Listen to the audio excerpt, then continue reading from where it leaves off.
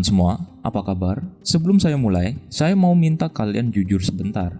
Siapa di sini yang tadi pagi pas baru bangun tidur, belum cuci muka tapi sudah scrolling TikTok atau Reels? Terus, tanpa kalian sadar, kalian nonton video orang lagi motong sabun atau video kucing kaget sampai 15 menit berlalu gitu aja. Kita semua pernah ada di posisi itu. Dan biasanya, setelah kita tutup aplikasinya, kita mikir, ngapain ya gue kok nonton itu? Gak penting banget. Tapi pertanyaannya, kalau itu gak penting, kenapa video itu ditonton 5 juta orang? Kenapa video tutorial masak yang estetik dan pakai kamera mahal justru cuma ditonton 500 orang? Hari ini, saya akan ajak kalian bedah rahasia di balik fenomena ini.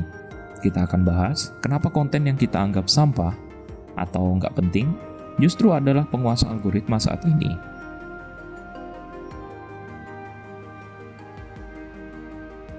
Alasan pertama, bukan salah aplikasinya, tapi salah otak kita.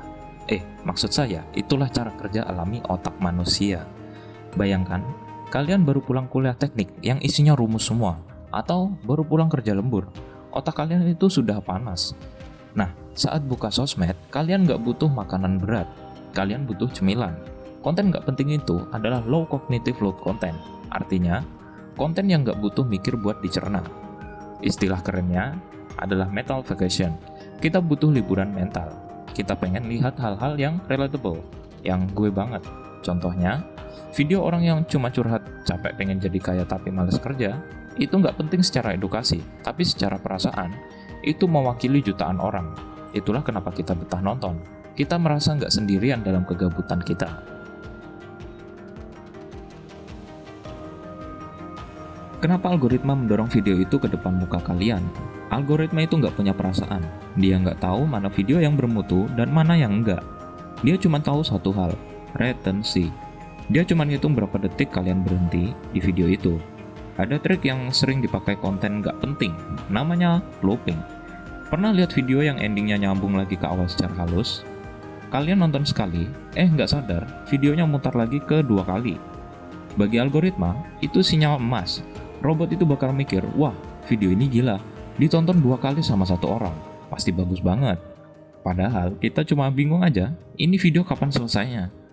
Terus ada trik pancingan emosi. Kadang kreator sengaja naruh kesalahan kecil, misal typo di teks atau cara pakai barang yang agak aneh. Tujuannya apa? Biar kalian gatal pengen komentar. Bang, typo tuh, atau gak gitu cara pakainya, malih. Semakin banyak orang yang ngomel di komentar, semakin kencang algoritma dorong video itu buat FYP. Jadi, rasa gregetan kalian itu sebenarnya bahan bakar mereka.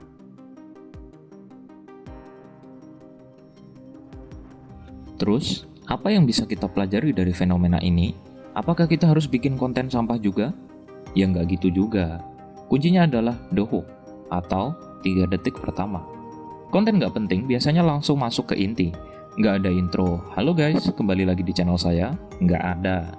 Mereka langsung tunjukin visual yang aneh atau suara yang keras. Kalau kalian ingin bikin konten, entah itu jualan atau edukasi, pakailah bumbu receh ini. Gunakan audio yang lagi viral, gunakan gaya bahasa yang santai, jangan terlalu jaim. Orang lebih suka lihat manusia daripada lihat robot yang sempurna. Jadilah manusiawi. Kadang, suatu video yang kalian rekam cuma pakai HP atau kaos oblong, justru lebih cepat viral daripada video yang disiapkan di studio.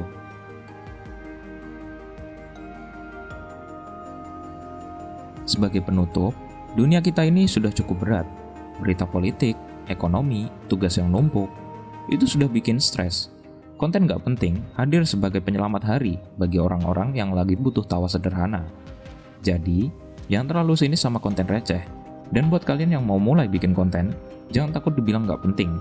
Karena bisa jadi, hal gak penting yang kamu buat hari ini adalah hal yang paling menghibur bagi orang lain di luar sana. Ya, pada intinya jangan fokus jadi sempurna, fokuslah jadi nyata.